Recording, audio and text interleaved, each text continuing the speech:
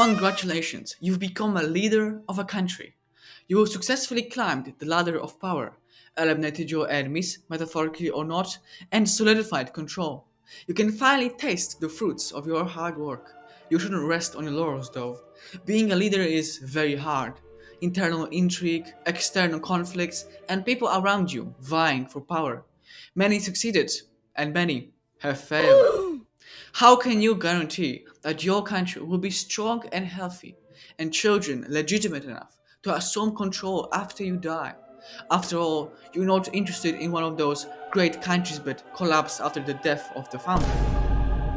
You're interested in building a legacy that will last. So, how do you rule? Do you rule through fear and intimidation, an empire of strict hierarchy, or do you create incentives and promote cooperation and leniency in enforcing rules? That's the topic of today's video, and we're going to be looking at two dynasties that embody this dichotomy.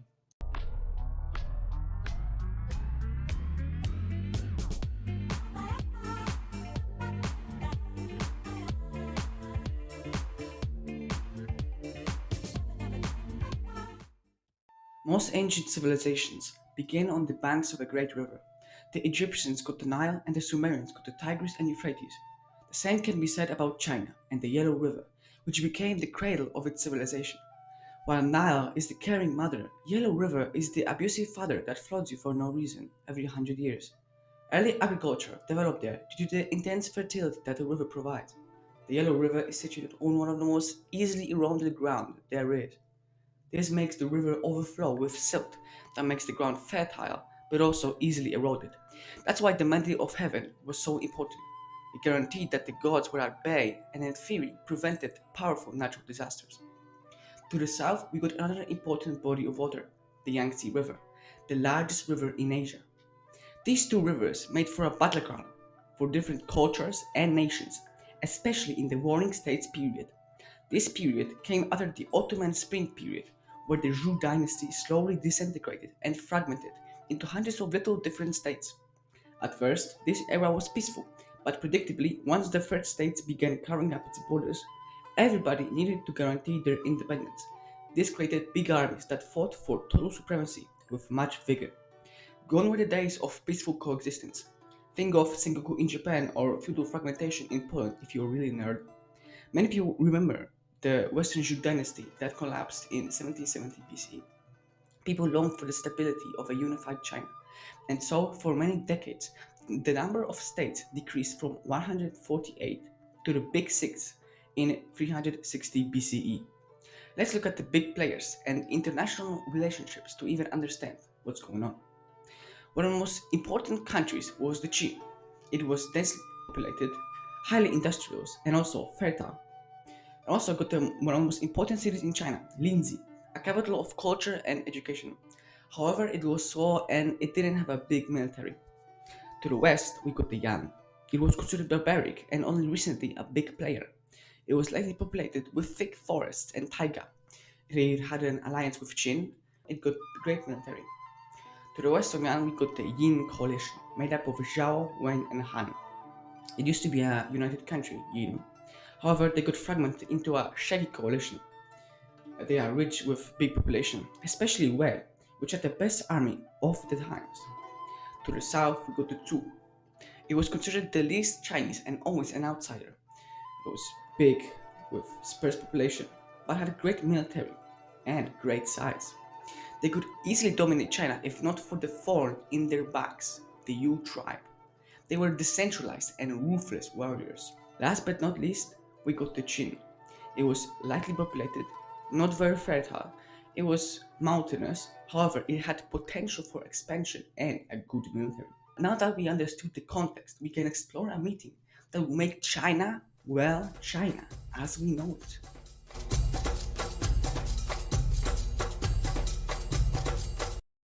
In 360 BCE, the newly crowned Prince Zhao from Qin made a call to the ambitious people from all of the Middle Kingdom to get to his court in search for new ideas and bright minds.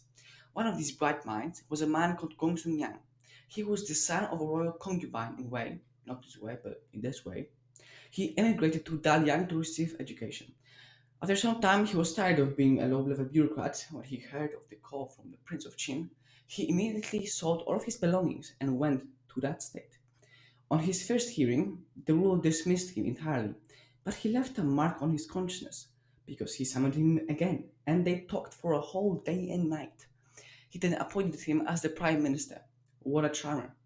He then set out to create a revolution in almost every aspect of life: army, agriculture, politics, religion. Now, to really understand him, it's going to be important, I promise. We need to look at the political and philosophical theories of that time. The many battles of the warring states weren't only fought with weapons, they were also fought with pen and paper. This was the time of the 100 schools of thought, where every ideology competed with each other. Everybody saw the increased chaos and hardship during the warring states, so everybody had a solution that they wanted to convince the kings and dukes of. There were many schools like the agriculturalists that just wanted to chill out and farm some rice. Then there were the mohists, who were basically the equivalent of hippies. They wanted peace and love, but contrary to the hippies, they actually contributed to the society because they were expert in defensive warfare and always having besieged cities in need of help. The most important and popular ancient philosophy is Confucianism. Confucian, born way back in 351 BCE, was a part of a small aristocracy of Lu. He was a victim in a palace intrigue that dishonored his family. Maybe then he grew discontent with the present times and fantasized about the golden age of China in the Qian dynasty, where everybody was happy and there were no greedy politicians rebelling against their masters. This dynasty was so long ago that we don't even know if it even existed. In his life, he would travel with his disciples to many different countries and lords looking for employment and offering sage advice. His travels were not often successful, as often his companions would stop the journey due to the people passing from hunger. Nevertheless, in his later years, he would become somewhat famous and get a cozy job as a medium ranking official. One of the main themes of Confucianism is that the social dynamics of a family can be replicated to create an ideal society. The parents nurture and care for their children, and in return, they receive respect, love, and gratitude from their children. This sense of harmony in a family is known as filial piety, and everyone should aspire to acquire that mindset. The same connection should exist in relationship with father son, older brother, younger brother, husband, wife, and most importantly, ruler subjects. Confucius believed that everybody had his own duties, and if everybody did them in accordance with the law, the tradition, and the rituals, then perfect harmony would be achieved. That's why so many Asian societies value family tradition and stability. He also believed that humans are naturally good, and if the rulers would care for his subjects, like a father cares for his son, then there would be no war and rebellion, and crimes and indecency could be reduced through education. Okay, why am I telling you this? Well, Shangyan, remember him from before, represented legalism, and he hated Confucianism with a burning passion. His philosophy was directly opposed to Confucianism. He wasn't the first legalist. There was also Sun Quan, who also believed that people were naturally evil and egotistical, and the only thing that could convince them to pursue common good were draconian laws enforced by a totalitarian ruler. He didn't believe in religion and thought that tradition and rituals were dumb and backwards. Shang Yang agreed with these predecessors and would make this philosophy a hard reality. He started with administration. He lifted the vassal system where each of the provinces were ruled by a lord. The lord would take the profit of the provinces and give a small amount of money to the state. Shang Yang replaced these lords with government officials, called prefects, that would take the money directly to the capital. Authority was highly centralized and efficient. The lower level officials were recruited based on a meritocratic standardized test rather than royal connections. He then redistributed huge amounts of farmland, which made Qin very desirable to people looking for work. Other kingdoms were overpopulated, so a wave of migrants looking for their own land hit Qin. Small population was always a problem for Qin, so an influx of people was very much welcome. This influx created a sort of economic boom, which also convinced many craftsmen to move there. Next was the army. Promotions were based on skill and skill alone. To get up in the chain of command, you had to bring severed heads of the opposing army which were accounted as sort of a point system where the more heads you get, the higher your position becomes. Because of this system, many volunteers would join the army looking for a chance to get a good career. Also, as a result of this system, the Qin army would get the reputation for being a bloodthirsty monster. After every battle, soldiers would run towards the enemy in a frenzy, looking to acquire as many heads as possible. Combining this with improved discipline and equipment, the Qin army would be feared in all of China. Now, onto the law. There is a belief in lawmaking that criminals do a crime as a kind of pragmatic calculation. For example, a robber might think to himself, if I rob this bank, I have a 20% chance of success, where I walk away with, let's say, $2,500. I also have an 80% chance of being caught and sent to prison for, let's say, 7 years. The criminal thinks that and says, nah, not worth it. Well, Shang Yang wanted to bring that theory to its limits. What if, for the most insignificant crime, we receive a punishment so brutal that the initial fault wouldn't even occur? This was the basis of the legal code. If you happen to commit a crime, not only can you get punished, your family, village, and even military unit can as a whole get punished as well. Collective blame, just like Kim Jong-un intended. If you don't report a crime, you would get punished as hard as the punishment for the crime that you didn't report. Everyone had to snitch on everybody. This atmosphere of distrust was exactly the goal. He introduced permits on traveling, which were the first passports. Some laws were quite bizarre. For example, you had to walk on a specific part of the sidewalk if you want to move towards the town center or away from it. Artistic expression was highly frowned upon, and artists and philosophers were not welcome in this state. So were dimensions. Shang Yang saw them as parasites that didn't do anything except scam people and put people in debt. If you're a merchant and you're too wealthy or impose high prices, tough luck, you can become a slave as a punishment. The government controlled the prices and many aspects of the economy. It imposed heavy taxation on luxury goods because Shang Yang thought that luxury didn't serve anybody any good, and a good servant of the state should not be wealthy. This also applied to the ruler. Whenever the king was slacking off, a paid official screamed, Lord, have you forgotten about the promise to your ancestors of conquering the world? That was the only purpose of this official. No official ever got hard. Quite remarkable. When he brought his new policies, they weren't very popular, and soon many protests and demonstrations arose. Then one day, the son of Prince Zhao fell out of line. He couldn't prosecute him, it was too dangerous, so he chose his brother's fellow princes. One of the princes got his ear cut, the second was humiliated and tattooed. The protests soon stopped, and there was no rebellion for some time. With this incident, the prime minister showed that nobody could escape justice, not even the royal family. He showed his people how devoted he was to this plan, and he wasn't kidding around.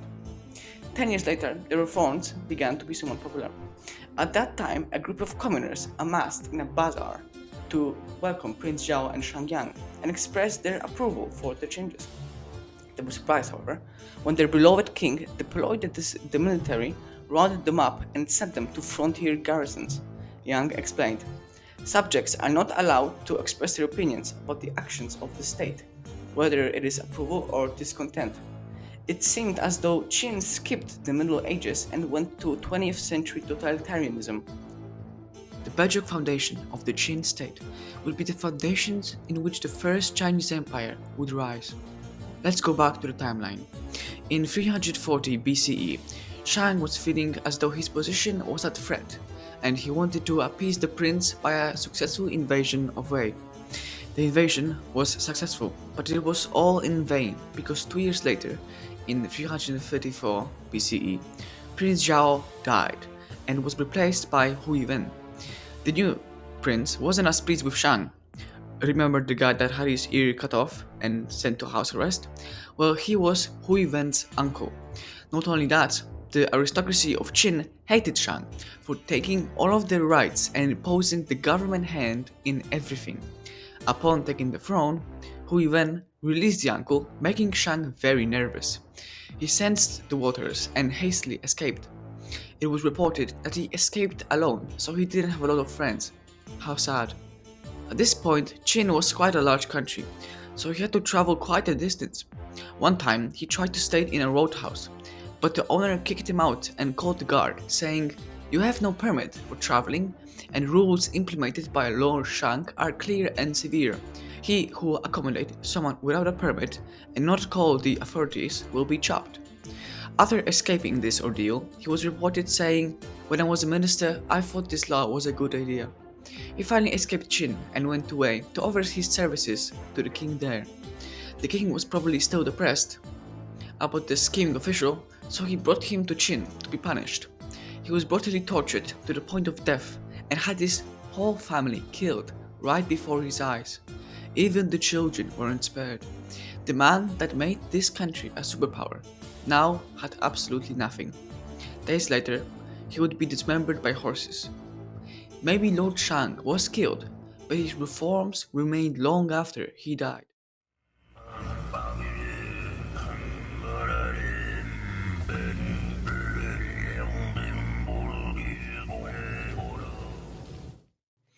At that time, there was usual chaos and warfare, but whilst the entire north fought for power, the Qin state only grew in power. And other people noticed the worrying trend. The power of the totalitarian state couldn't be passed aside any longer, and this dangerous nation proved a threat to the sovereignty of many different states. Some ideas sprang up: vertical alliance and horizontal alliance. Vertical alliance was an alliance between the weaker state against Qin, composed of Qi, Wei, Zhao, Han, Yan, Songshan, and Zhu. Curiously enough, Qi abstained. There was also a horizontal alliance that wanted to ally with the Qin to conquer smaller fish and grow in power. Divide and conquer, so to speak. The main proponent was Qi, which had a nice boundary of smaller states between them and Qin. The vertical alliance won, and almost a NATO-like alliance formed, all with the purpose of eliminating the threat of Qin. It consisted of almost every state at the time. Qi promised only a non-aggression pact, though. This time, it was no joke, and an alliance this big could seriously tip the balance of power. The joint invasion had to pass through the narrow Qiu Pass to get to the Qin mainland. Qin forces planned to use this to its advantage. The pass was heavily fortified, and when the coalition forces engaged in battle, they fought valiantly, but an army which consisted of 4 smaller armies was hard to manage and control. The heavy fortifications made breaking through difficult, and the longer the battle took, the more disgruntled were the many generals of this multi-nation army. Due to the disjointed state of the group, the Qin counterattacked and destroyed the coalition army. The main general, their successor to the throne of Wei, were all taken as prisoners. This battle would mark a breaking point. Even united, the 5 big states couldn't take on Qin, and after 318 BCE, no big effective alliance would ever question Qin's superiority. After the alliance collapsed, Qin went on the offensive, invading as many neighboring countries as they could. Zhu and Zhao were the first. Invading Zhu was a bold move. Its army counted as high as 1 million, but Qin saw the systemic corruption and rot that manifested in this country and used it to its advantage. After a grueling war, they finally won and diverted their attention into countries like Han, Wei, and Zhao. They were all defeated. In 256 BCE, the imperial capital of Zhao, the former dynasty from earlier, remember, was officially dismantled and the mandate of heaven lost. Then the conquest stopped. The king was getting old, and when he died in 237 BCE, the successor was only 11. Around that time, 3 powerful people ruled Qin that the new king Yingzhen had to contend with: Lu Buwei, Lao Ai, and Lady Zhao. Lu Buwei was initially a merchant, but by successfully propping up the former king, that's a long story, he would amass great fortune and power. Lady Zhao was the mother of Yingzhen and the queen of the state. Lao Ai was the lover of the previously mentioned Lady Zhao. He held power because of the connection to Yingzhen's mother, but he was also despised because of his sexual misdeeds. In 238 BCE, King Yingzhen turned 20 and reached adulthood. He was ready to assume true power. He would have to eliminate all 3 of them to be truly independent. A couple of months after he reached 20, the king ordered an imperial decree accusing Lao Ai of adultery. and said that he was preparing a coup.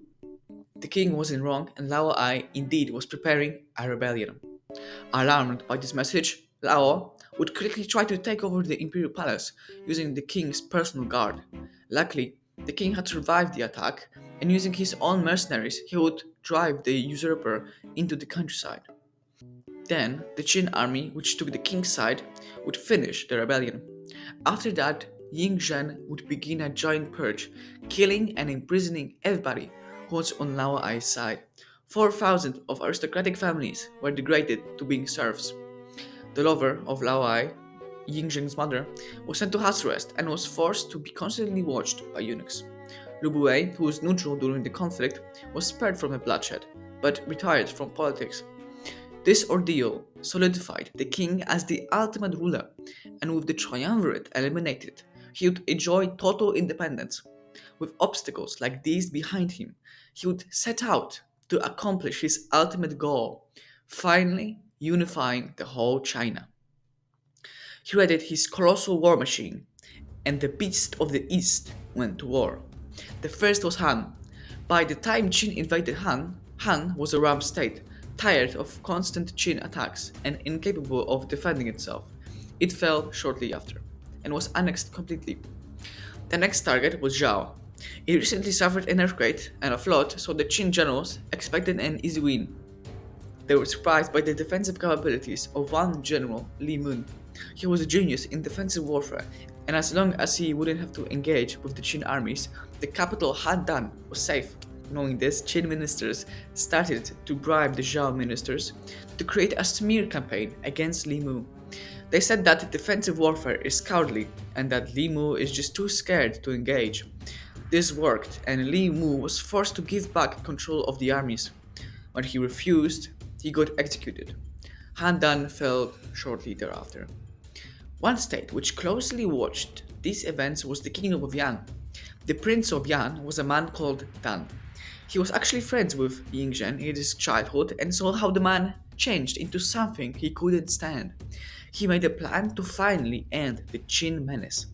In a highly centralized system of power, there exists a weak spot: the ruler himself. With that in mind, he set out to assassinate his childhood friend. As a pretext, he brought him many gifts, most importantly, a detailed map of Yan and a head of a general that Ying Zhen had a feud with. The king of Qin warmly welcomed him and his comrades to his court. The plan was to stab the king with a knife hidden within the map. The king accepted every gift, but when it came to unleashing the knife and killing the king, Jinke, a skilled swordman, barely missed, and Ying Zhen survived the encounter. This would not be the final attempted assassination, but it was this attempt that made him very paranoid. This encounter wasn't all for waste, because Yin had a good pretext to invade Yan, and with a new map he could do it more easily. So he did that exactly in 227 BCE. With a stream of reinforcement, Qin was able to capture the capital. In a desperate attempt to sue for peace and buy some time, the Yan king killed his own son, the same man who started this whole thing, and presented his head to the ruler of Qin. He was given some time and established a small kingdom in northern Yan. Now the Qin's war machine looked towards a significant enemy, the kingdom of Zhou. They knew that attacking Zhou would require the full army of the Qin state, so they had to deal with the smaller threat in order to fully focus on Zhou. They established a defensive line in the form of 10 nearly conquered northern cities and invaded Wei. The main general, Wang Pen, noticed that the capital's walls were faulty, so he decided to redirect the Yellow River course and flood the city, destroying it completely. Needless to say, Wei got annexed. Now Ying Zhen faced a big challenge. Kingdom of Zhou was a serious opponent, and for years it had been preparing for the final battle. The king asked for advice from two generals. The veteran, Wang Jian, said that it can be only done with 600,000 soldiers, a giant number to even Qin. The young hotshot, Lin Jin, said that he can beat the enemy with only 200,000. The king, not wanting to completely drain the treasury, appointed Lin Jin and gave him his 200,000 soldiers. What came after came as a shock. The Qin army didn't win, it actually lost, and Ying Jin was suddenly in a tough position. Many of the people subject to Qin's cruel laws saw hope and rebelled. While quelling the rebellion, Ying Zhen came to Wang Jian and gave him his promised 500,000 men. Qin's war machine was back and ready for more war. Qin's war machine was back and ready for more war. They captured the capital with a clever ambush this time with more ease and started to move in on the Yu tribes in the east. The Yue tribes, being overwhelmed with the Qin numbers, finally gave up. Now there was only one enemy, the kingdom of Qi, which tried to be neutral this whole time. However, no amount of pretending to be Switzerland could save Qi from their destruction. I am going to be Switzerland. The Qi army, hoping for a climactic final battle, amassed their soldiers on the western border, waiting for the showdown. They forgot, however, that the northern border was completely undefended, and the Qin army used that to directly attack the capital. It was too late to attack now, and the capital of Qi opened its doors for the invading army. With Qi finished, Ying Zheng managed to achieve what 5 centuries of his predecessors couldn't. He unified China and created the first true Chinese empire, laying over hundreds of thousands of kilometers. He would be titled as Qin Shi Huang. He would definitely establish himself in the annals of history, for better or for worse. Now imagine you just created a strong centralized empire, capable of what others couldn't have dreamed of. How long do you think your dynasty will survive? Is it A, 100 years, B, 200 years, or C, 500 years? Cue the drum rolls, please.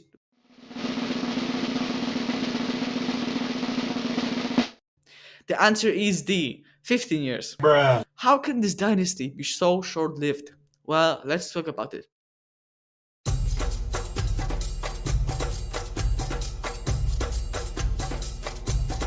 For the first 6 years, everything was fine. Qin Shi Huang spent his time touring the kingdom, establishing legitimacy in all of his provinces, establishing a common writing system, and standardizing measurement, currency, and even chariot axles. He expanded his territory to the south and north, defeating even more Yu tribes and the Shogunate tribes.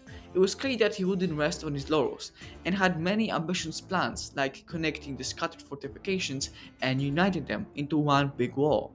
The Great Wall of China would be built later, but the foundations of this big project would be done by him. These projects would require a huge amount of labor, alongside with the cost of colonizing all of the conquered provinces. Every institution of the state, from taxes to village makeup, was designed to support and wage war. So these huge peacetime projects took a big punch to the Qin's economy. Huge amount of people had to be allocated to those things, so the administration had to harden the already existing draconian laws. People could be sent to the wild lands of the south for essentially no rhyme or reason. This was the first side of trouble. After multiple attempts at assassination, one by his trusted musician and the other by a strongman, showed him that he can trust nobody, and he became increasingly isolated and paranoid. Qin Shi Huang undoubtedly felt his fragile mortality, and he began his lifelong search for immortality serum.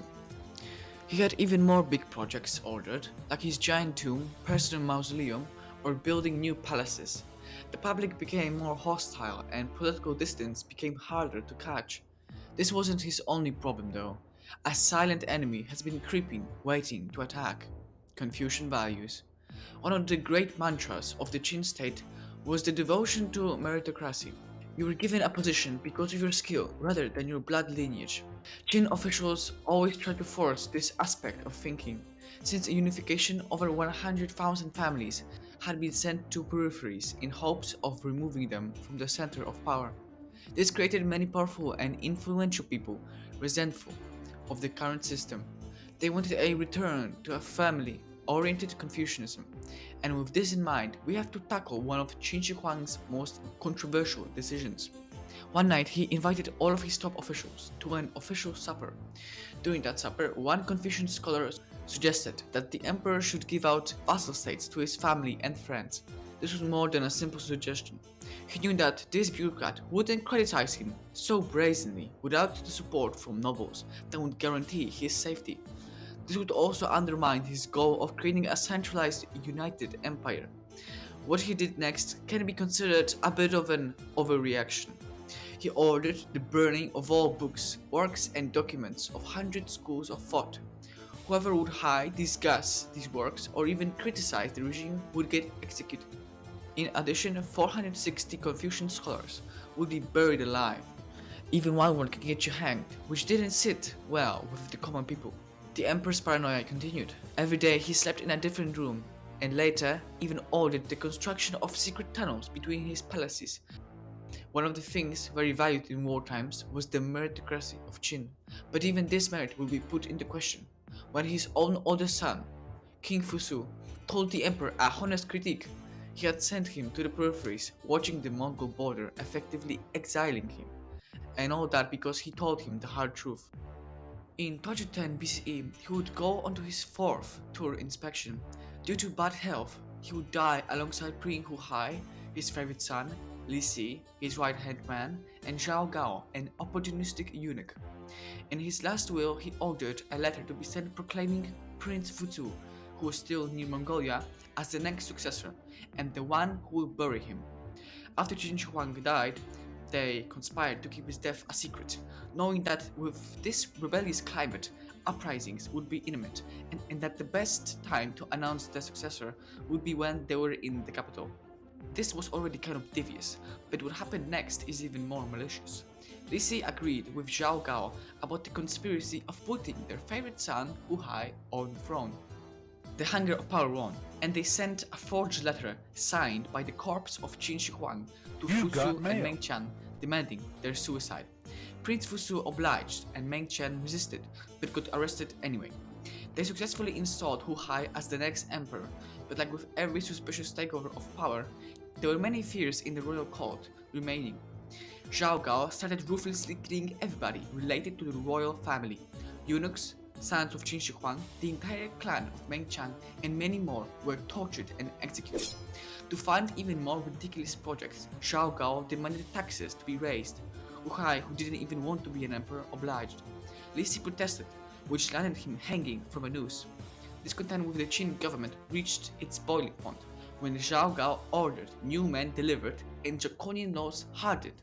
This made the entire populace rebel, and the Qin army, overwhelmed, was helpless. In a desperate attempt, Zhao Gao ordered Hu Hai to commit suicide and replaced him with another puppet emperor. The same puppet emperor who would kill him and surrender the capital to rebel forces.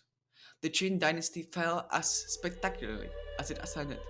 In its wake, it left blood, destruction, and poverty. No dynasty later would remember it fondly, especially the Confucian ones. Where did it all go wrong? Well, there were many problems. Qin state from its inception was designed for war, and when war ended, a lot of the institutions and mechanisms became redundant and useless. It's kinda like when Churchill miserably failed at the first post-war elections in Britain. When society changes, the state must change with it. In authoritarian despotic states where one individual has all the power, transfer of said power is very turbulent because everybody wants to be the leader or be close to the leader. The system needs a strong enforcement of succession rules and not allow free people in a carriage dictating the future of a country. Internal intrigue is constant, so you need a system that counterbalances that. If one person rules all things, then you need that person to be in the right state of mind. Searching for the immortality portion and building giant lavish projects distract from the effectiveness of said state. The problem is that the more power you have, the more paranoid and egotistical you become. There are many dictators that started out good but ended up being corrupted and mad. Can you really hold on to your humanity once you're the dictator? Because of increased paranoia, dictators think that everybody providing criticism is their enemies, therefore stifling discourse and promoting bootlicking and yes men. In that way, true meritocratic merit of the Qin got undermined when the emperor ordered men to be killed for criticizing him. In a state of strict rules, you have to be always vigilant to prevent any possibility of a rebellion. When rules are oppressing you at every moment, the option of resistance is always there, and when people find out that our resistance can be successful, rebellion is unstoppable. Big governments and big bureaucracies are not always as effective as said bureaucrats would like you to believe so. A lot of things are not accounted for. For example, there was a statewide ban on weaponry and armory that civilians possess. The system thought that it was effective, but little did they know, once the big uprising started, civilians were having banned weapons, armor, and sometimes even whole chariots. Well, that's a lot of problems. I hope the next dynasty can improve. Let's see, the Han Dynasty. How long did they survive? 400 years? Holy shit. Давайте созвонимся, давайте дружбу снимем. Кто считает повод, да возьмем и позвоним. Давайте созвонимся, дела все отодвинем. За долгое молчание друг друга. The Han Dynasty started with a little bit of irony. In 209 BCE, the emperor ordered every convict to be sent to work on Dzieje Huang's grave, and since, according to Qin's strict laws, almost anybody can be considered a criminal, there were a lot of people to transport. One of the people that had to transport all of these masses was a charismatic man called Liu Bang, a troublemaker turned town sheriff. The punishment for not delivering these men or being late was, of course, death. You can imagine his surprise when 2 people from his group escaped. When he realized, half of the way, he decided to rebel with his small force, since both being late and rebelling was punishable by the same thing, then it made no difference to follow the rules or not. This drunk peasant who happened to be late for work was the founder of one of the greatest dynasties. But I'm getting ahead of myself. Liu Bang wasn't the only person who rebelled, and by this time, the whole land was starting to be embroiled with conflict. Eventually, 18 kingdoms emerged, and the most promising was Qian Chu province. Qian and Liu Bang were almost diametrically opposed, so maybe that's why their first friendship turned into hatred. Qian was a hothead, a prideful warrior who was descended from aristocracy. He was serious, brutal, obsessed with honor, and had possible daddy issues. Meanwhile, Liu Bang was a peasant, opportunist, pragmatist, a charmer, a conman, not that violent, and a bit of a rogue-like figure. Liu Bang got the short end of the stick, only reigning a crappy region of Baoshu, with a limited population and small economy. But he had an ace up his sleeve, a man called Han Xin. He was an ambitious young talented general that was interestingly in childhood bullied into being a badass.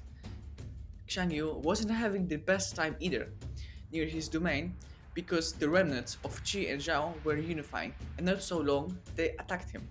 While Yu was preoccupied with his own matters, Han Jin attacked the Free States North by making a diversion tactic, annihilating them. But at this time, he would start a propaganda campaign, and Liu Bang's forces ballooned to 500,000. Without that big of an army, Liu Bang felt confident that he could sit back and watch as his army would defeat Qian in no time. However, Qian detached 30,000 men from his army and personally led the charge to face Liu Bang's unprepared army.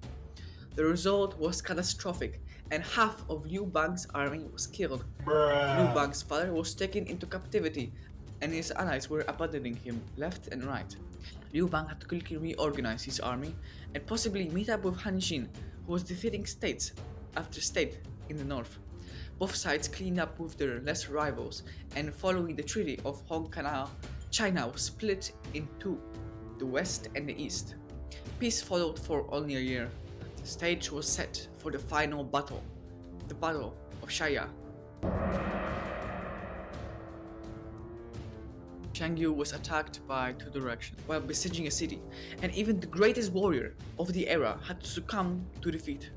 He retreated and was trapped in a canyon. Liu Bang ordered the men to sing Chu folk songs, proclaiming that Chu was already conquered. The enemy morale crumbled, and widespread desertions forced Qian to flee with his most devoted soldiers. After bravely fighting, Qian saw no other option but to commit suicide. The greatest warrior of the era was no more. Liu Bang, by a mix of charm, survival skills, great people, and most importantly, luck, managed to create a dynasty that would last 400 years. Well, sort of. See, the Han dynasty is generally split into 2, the Western and the Eastern Han. Between them there is a little period called the Qin dynasty, but we will get there. The Han dynasty was quite different from the Qin. It is true that at first Liu Bang hated Confucians and would even piss in their hats, but eventually he saw the value in the ideology and supported it more. A scholar named Liu Jia helped Liu Bang in that transition. What about the government structure? Well, the emperor was still unquestionably at the top of the social and political hierarchy. But he wasn't alone at the top. Nobility and powerful officials weren't powerless. There were often conferences where the officials were needed to reach a consensus about some policies. If the emperor disagreed with the consensus, he would risk alienation with his ministers, and nobody wants that. Within the empire, there were even semi-autonomous kingdoms that were originally ruled by significant people who helped Liu Bang in his original conquest, like Hanji.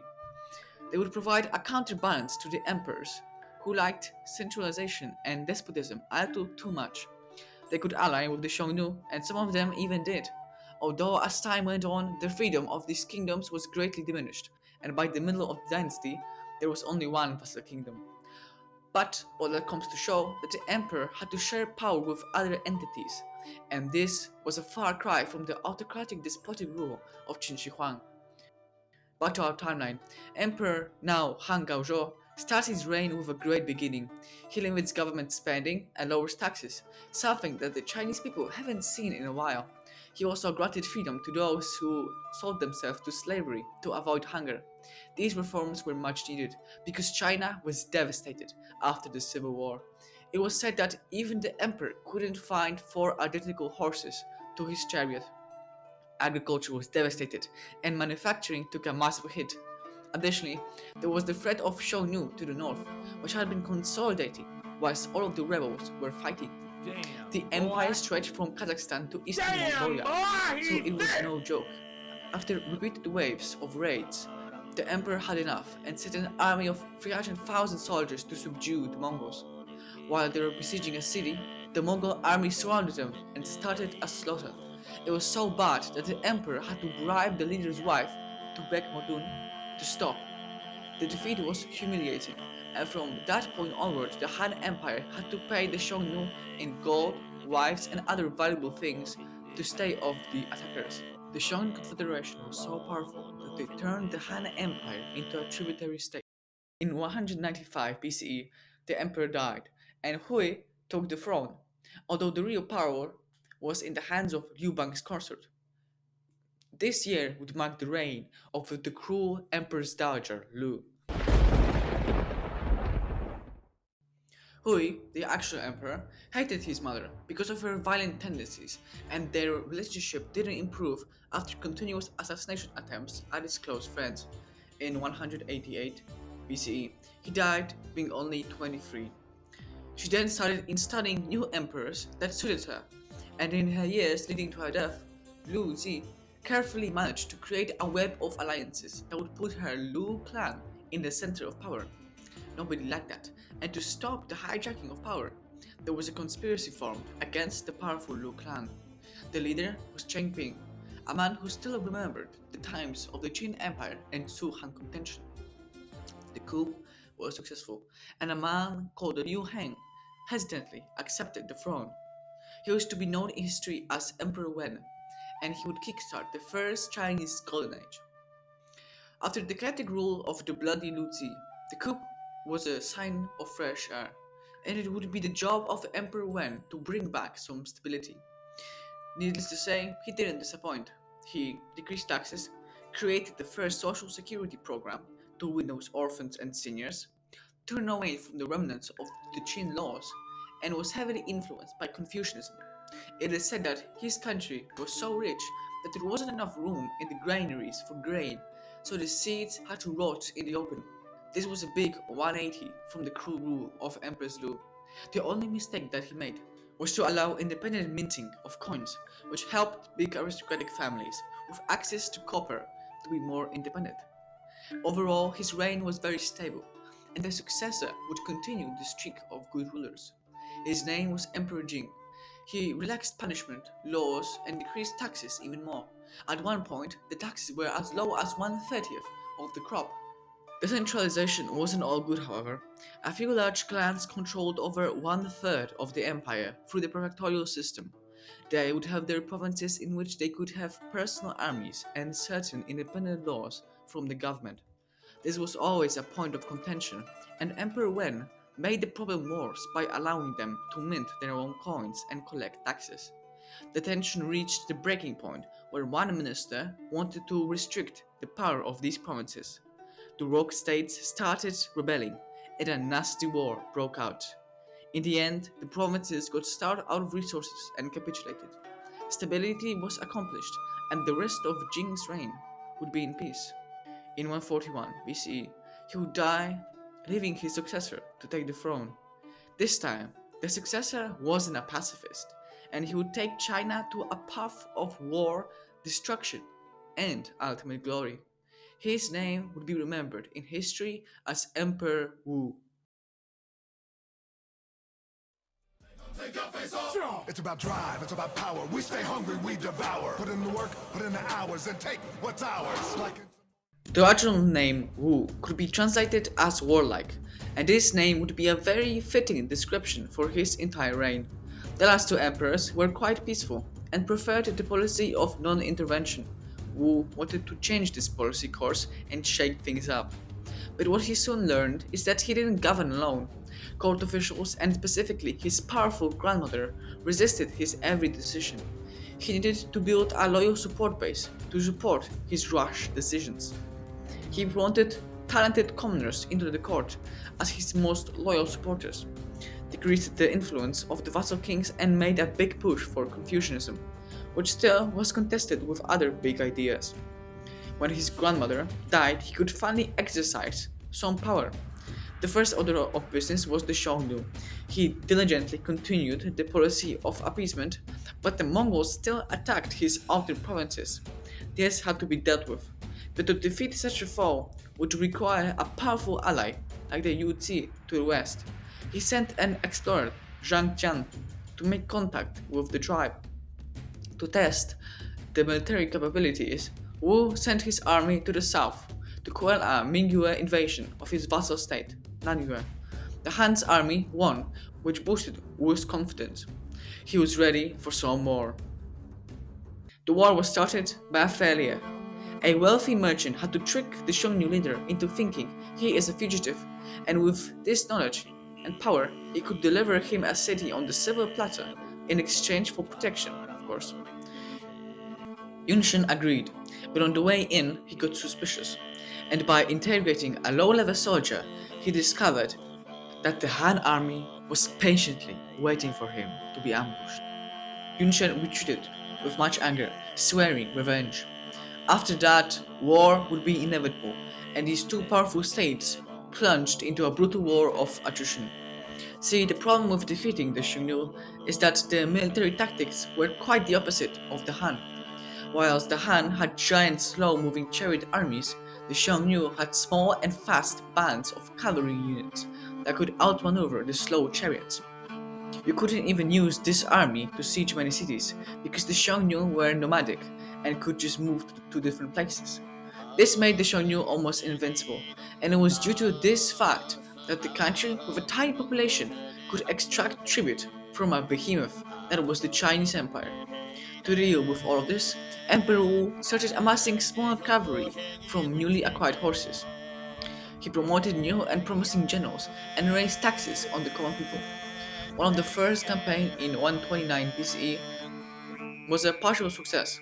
Whilst 3 of the 4 generals were defeated, one young general, Wei Qing, went deep into enemy territory and sacked their holy city, leaving many Xiongnu wounded. The hostilities continued, and another major breakthrough happened in 124 BCE, where the same general captured 50,000 men and 1 million livestock, and killed many minor kings. This proved to be a giant morale blow to the Mongols, and many tribes in the Xiongnu Confederation started wondering if they picked the right side in this conflict. The Han maintained the momentum in 123 BCE with another victory over the Xiongnu. But due to the nature of having to destroy so many tribes, the Chinese couldn't deal the final blow. To crumble this nomadic war machine, the Han had to seriously damage the Xiongnu economy, and they had to do that before their own economy collapsed. The rising taxes led to big famines and general dissent. Oh, look who's here! Zhang Qian returned and brought with him valuable information. Even though you would see weren't interested in recapturing their homeland, they helped Zhang to establish diplomatic relations with many nations bordering them. Among them was even the Greco-Bactrian kingdom that was the remnant of Alexander the Great, conquest of Persia. What a crossover. He wanted to annex the Heishi corridor to access the training routes of Central Asia that were so important for the Xiongnu, who dispatched Huo Zhubing to take control of this corridor in 121 BCE, dealing immense economic and moral damage to the Xiongnu. At that moment, many tribes began leaving the Confederation, and the Proto-Mongols decided to retreat back into the Gobi Desert. This didn't deter Wu, as he saw the opportunity to deal the final blow and end this devastating conflict. He organized 3 of his greatest generals and sent them to attack the Xiongnu leader. Huo went to the east, scoring many victories, but not finding the leader. The other general, Li Guang, got completely lost and didn't do anything. It was only Wei Qing who had found the leader and his force. He was heavily outnumbered and had to take a defensive position. Only when a dust storm emerged did he attack, and in the confusion, he managed to get on top of the army and slaughtered the Xiongnu, destroying their entire supply. The Xiongnu leader managed to escape, but his once glorious empire was no more. Whilst the war would continue for some decades, the Xiongnu would never recover from this blow.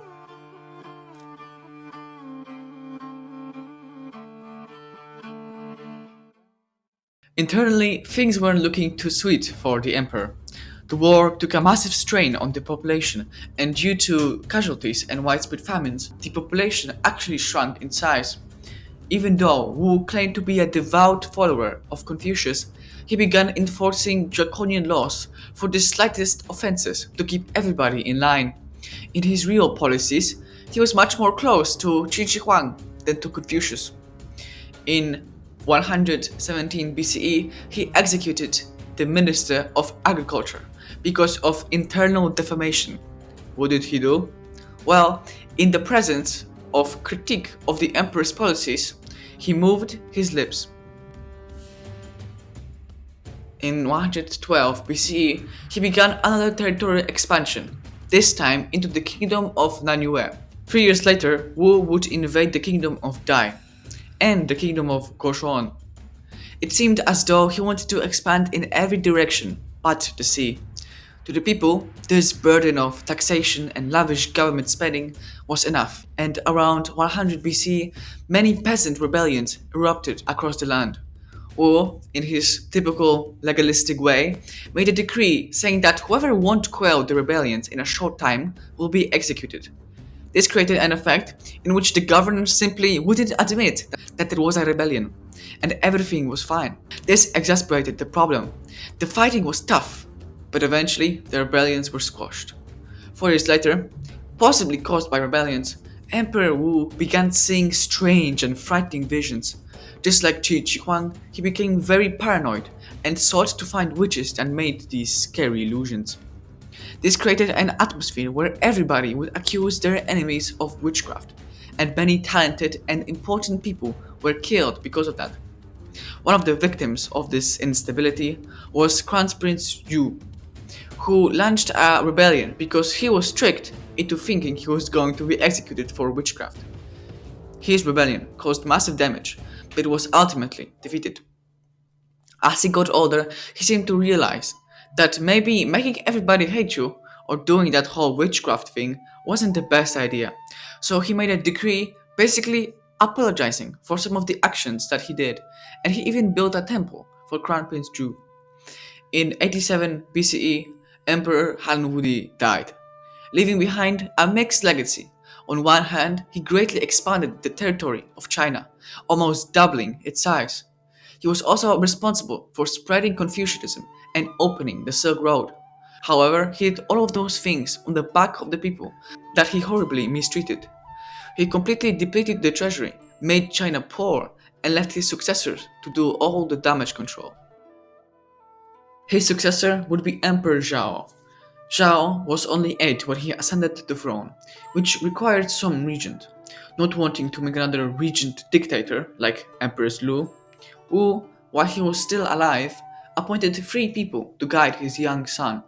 Zhao wouldn't rule for long, but in his reign, he decreased taxes, limited government spending, and stayed away from war. It's almost as if he was the exact opposite of his father. He died in 74 BCE when he was only 20. Now, his successor would turn out to be less emperor and more of like a frat boy. Liu He, 20 at the time, immediately upon taking the throne, began to hold large feasts and having massive orgies while in the mourning period of his uncle's death. This was seen as a terrible offense, as it violated several ancient traditions.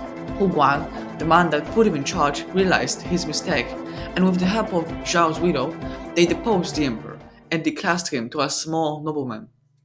Now the empress dowager had a tough choice to make.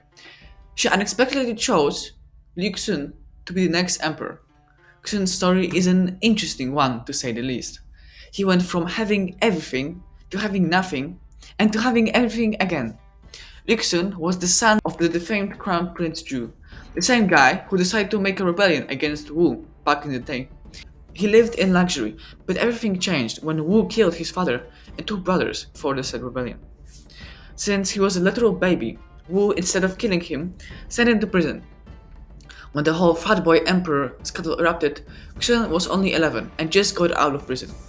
In 74 BCE, he became the emperor. During his upbringing, he was very poor because, the jail thing, so he developed a compassion for the populace. His rule would be characterized by economic prudence, fight against corruption, and general respect. He would diligently spend many hours looking over legal documents and administration. In 63 BCE, the Qian tribes rebelled near the Hershey corridor, and Xun did something unheard of. He instructed his generals to improve the living conditions and be better prepared for another rebellion, rather than to kill them all. His rule could be considered a second golden age of the Han Dynasty. The economy was doing great, and stability was at an all-time high. But as he got older, he seemed to care less about the affairs of the state, something that will be a bigger problem later. He stopped pushing corrupt officials, and when a Qian civil war erupted, a great opportunity, he didn't do anything. Why so serious?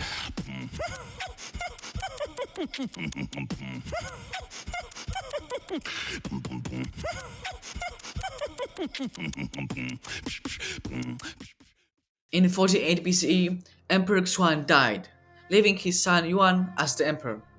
Emperor Yuan in his youth wasn't assigned any significant government job, so he mostly spent his time reading Confucian classics and studying from Confucian scholars.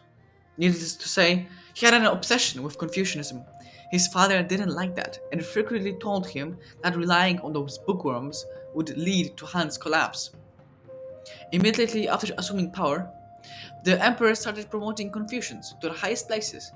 Emperor Yuan was very indecisive and weak-willed, which created 2 powerful factions within the empire. Hardcore Confucians, which Yuan liked very much. They wanted to recreate the 800-year-old Zhou dynasty, which is almost like saying that 13th century French medieval style of governance is fire, let's bring it back. There were also the shrewd realpolitik court faction, like for example the Hong Kong imperial secretary. He wanted to preserve the ideology of Han. Court faction was ruthless and ordered many assassinations of Confucian officials and made risky political moves.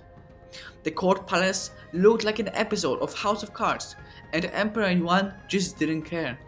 Corruption became rampant, and frequent assassinations ensured that many politicians lived in fear and paranoia. In 33 BCE, Emperor Yuan died, after only 15 years of reign, and Emperor Cheng took the title. First thing he did was elevate his family to high positions. This nepotism violated the rule that Liu Bang set himself. Emperor Cheng didn't stop the court disintegration and preferred to indulge in women and accessories. While he was busy doing stuff, his mother's clan, the Wang clan, began amassing great power and influence. In 7 BCE, Emperor Cheng dies, and Emperor Ai ascends the throne. He will have to clean up the mess of the previous less than desirable emperors. At first there was great optimism. The emperor stopped nepotism and restricted the powerful Wang clan. He cut back on taxes and personal spending. The light of hope, however, turned to be another incoming train. After some years of ruling, corruption and taxes were again increased, and the king had to deal with four empress dowagers that all wanted power. And instead of one big clan wanting to control the nation, we got three powerful clans: the weakened Wang clan, Fu clan, and the Ding clan. Not only that, the emperor had a mysterious chronic disease that made him prone to anger. He would promote and demote officials seemingly at random. He would lash out against criticism, but then backpedal on his claims, which made him look tyrannical and weak.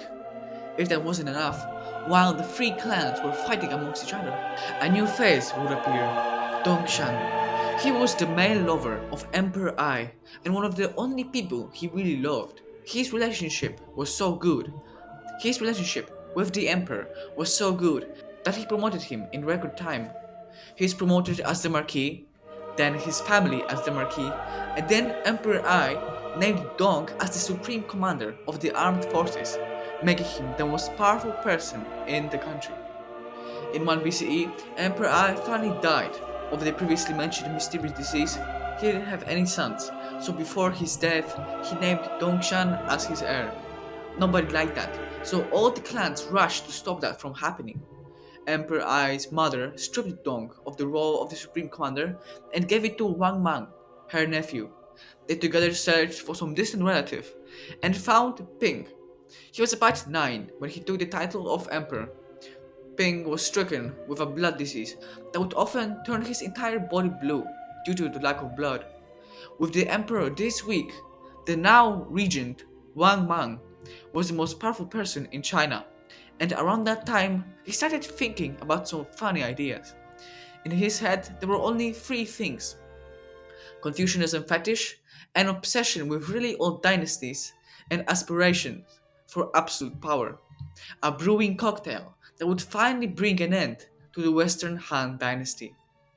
The first order of business was to exile all of the warring and scheming clans and solidify control. He would start to bring back really old traditions to honor officials loyal to him.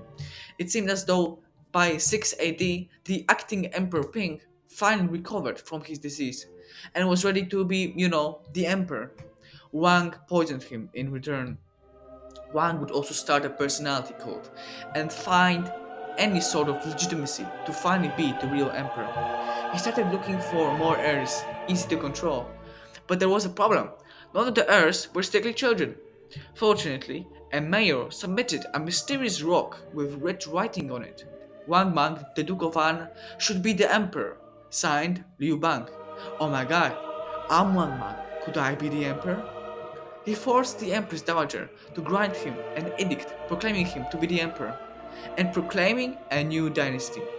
After 2 centuries, the Han rule collapsed, and in its place was a new ruler, Wang Mang. As he assumed power, the common people cheered him on. They saw him as a man who could fix the systemic problems of the later Han. However, as it often is, the people's savior turned out to be a wolf in sheep's clothing. The man wanted to return to the Zhou dynasty, whatever the cost may be. He started modifying and altering the currency so much that people literally returned to barter. He offended the Xiongnu king for no reason, and to undo decades of peace for essentially, like I said, no reason. He made the Yu tribes and Korea rebel.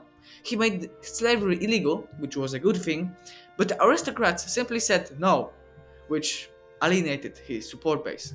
The final nail in the coffin was a character that we didn't mention for a long time: the Yellow River. In 11 AD, the Yangtze flooded, causing mass famine. The Han would eventually be put back in power. However, only such a disastrous reign as Wang Mang's allowed it. People for a long time believed that the Han dynasty belonged in the past. So what went wrong?